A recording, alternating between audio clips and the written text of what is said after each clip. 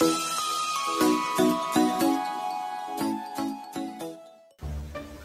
Revilla, papalitan na ni Randy Santiago sa Will to Win.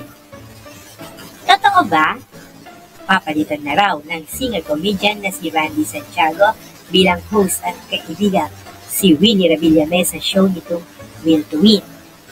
Sa naging episode ng kanyang online show noong January 21, ang chika sa pagpasok ng February ay e-enter na si Randy sa show pansamantala dahil magsisimula na ang pangangampanya ni Willie.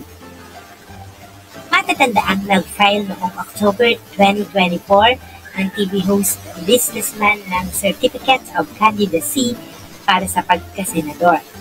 Samantala, wala pa namang konfirmasyon si Willie kung ang kaibigan si Randy nga ang hahalin sa kanya pansamantala habang abala ito sa pangangampanya.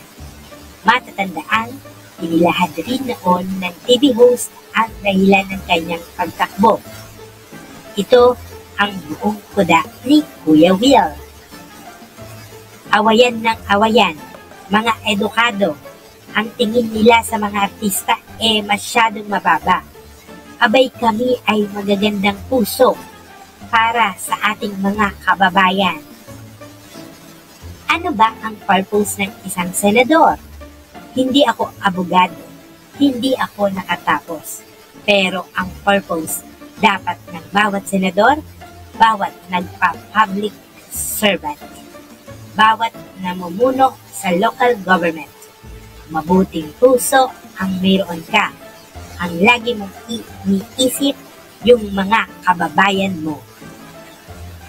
Willie Revilla, popularly known as Kuya Will, is a Filipino television host, comedian, drummer, singer, songwriter, actor, and businessman. Ipinanganak noong January 27, 1961 sa lungsod ng Cabanatuan City.